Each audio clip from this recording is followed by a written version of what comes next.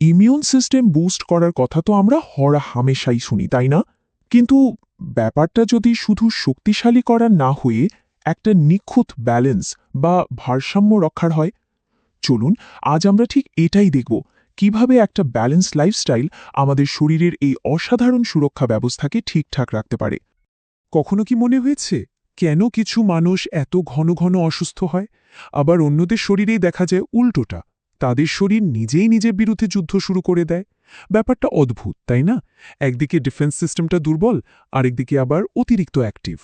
এই দুই সমস্যার মূলে কিন্তু একটাই জিনিস, ব্যালেন্সের অভাব। ব্যাপারটা খুব সহজ করে বললে, ইমিউন সিস্টেম হলো আমাদের শরীরের নিজস্ব এক সেনাবাহিনী। এর একটাই কাজ, বাইরের শত্রু মানে জীবাণু, ভাইরাস এসবকে খুঁজে বের করে ধ্বংস করা।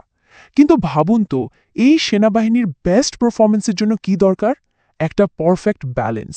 এই ব্যালেন্সটা যখনই একটু এদিক ওদিক হয়, মানে কম বা বেশি হয়ে যায়, তখনই কিন্তু আসল খেলাটা শুরু হয়।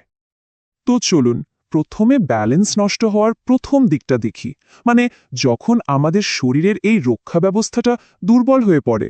বলতে পারেন এমন একটা অবস্থা যখন আমাদের সেনাবাহিনী যুদ্ধের জন্য একদমই প্রস্তুত না। ইমিউন সিস্টেম যখন দুর্বল হয়ে পড়ে, শরীর কিন্তু ঠিকই সিগন্যাল দেয়। যেমন ধরুন, কারণে অকারণে ঠান্ডা লেগে যাওয়া বা ইনফেকশন হওয়া, সারাক্ষণ একটা ক্লান্তি ভাব, এনার্জি নেই, কিংবা ধরুন সামান্য কেটে গেলে সেটা সারতে অনেক দিন লেগে যাচ্ছে, আবার হজমের সমস্যা তো আছেই।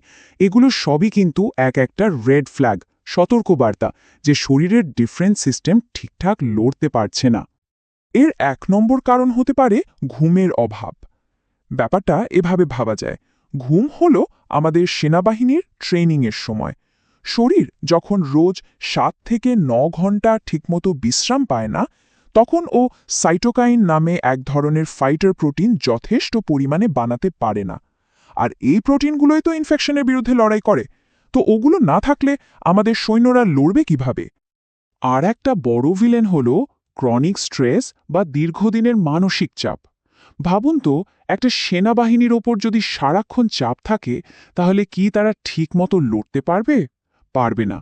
ঠিক তেমনি লম্বা সময় ধরে স্ট্রেসে থাকলে শরীর কর্টিসলের মতো স্ট্রেস হরমোন ছাড়ে, আর এই হরমোনটা সরাসরি আমাদের ইমিউন কোষ বা সৈন্যদের প্রোডাকশন কমিয়ে দেয়। ফলাফল, শরীর হয়ে পড়ে একদম অরক্ষিত। আর খাবার? হ্যাঁ, অতিরিক্ত চিনি আর প্রসেস বা ফাস্ট ফুডও কিন্তু আমাদের ইমিউন সিস্টেমকে দুর্বল করে দেয়। মজার ব্যাপার হলো, শরীর তখন এই ধরনের খাবারকে একরকম ইনফেকশন হিসেবে দেখে, আর সেগুলোর বিরুদ্ধে লড়তে গিয়ে আসল শত্রুদের কথা ভুলেই যায়। আর সেই সুযোগেই কিন্তু আসল জীবাণুরা শরীরে জেঁকে বসে। এতক্ষণ তো আমরা দুর্বল ডিফেন্স সিস্টেমের কথা বললাম, কিন্তু গল্পের কিন্তু আরেকটা পিঠও আছে। কি হয় যখন এই সিস্টেমটা দুর্বল না হয়ে উল্টে অতিরিক্ত অ্যাক্টিভ বা হাইপার অ্যাক্টিভ হয়ে যায়? এই অবস্থাকেই বলে অটো ইমিউন ডিজিজ। এখানে আমাদের সেনাবাহিনী এতটাই কনফিউজড হয়ে যায় যে সে নিজের বন্ধু আর শত্রুর মধ্যে আর কোনো পার্থক্যই করতে পারে না। ফলাফল, সে নিজের শরীরের সুস্থ কোষ আর টিস্যুকে শত্রু ভেবে আক্রমণ করতে শুরু করে।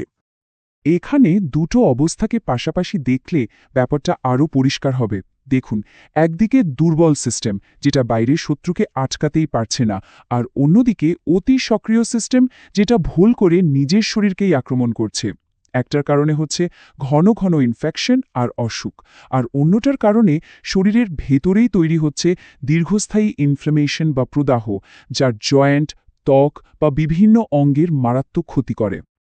জানেন, প্রায় ৮০ ধরনের অটো ইমিউন রোগ আছে। তার মধ্যে খুব কমন কয়েকটা হল রুমেটয়েড আর্থ্রাইটিস, যেখানে শরীরের জয়েন্টগুলোতে অ্যাটাক হয়।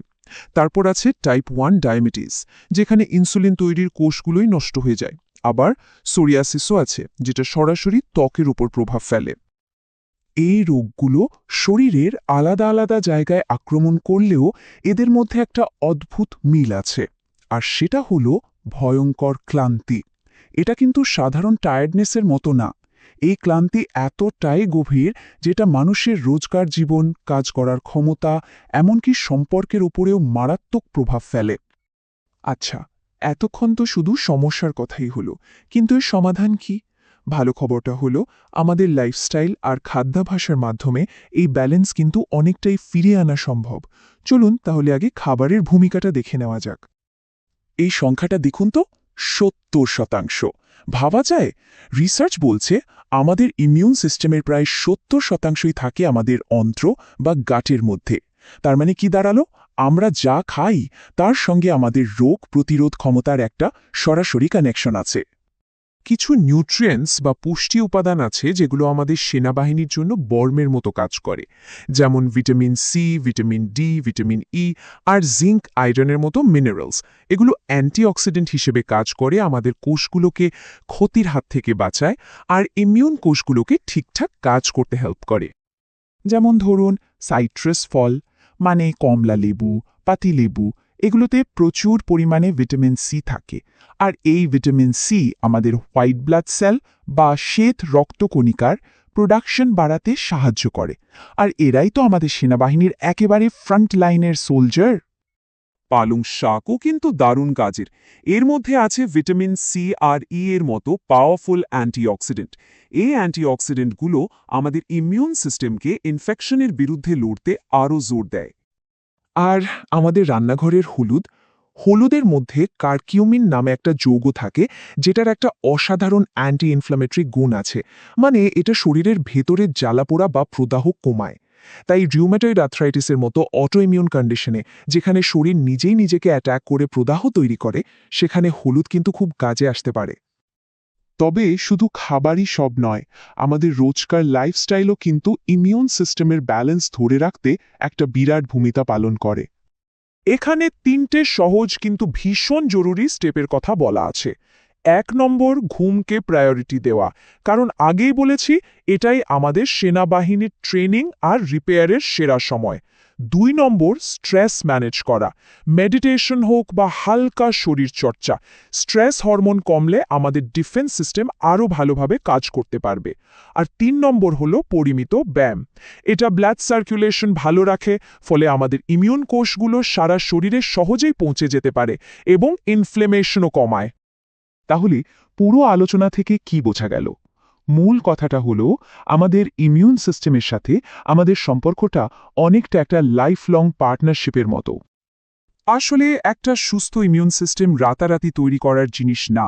এটা কোনো ম্যাজিক্যাল বুস্টার খেয়ে ফেলার ব্যাপার নয়, বরং এটা হলো প্রতিদিনের ছোট ছোট ভালো অভ্যাস, ঠিকঠাক খাবার আর একটা ব্যালেন্সড লাইফস্টাইলের মাধ্যমে গড়ে তোলা একটা সুন্দর ব্যবস্থা।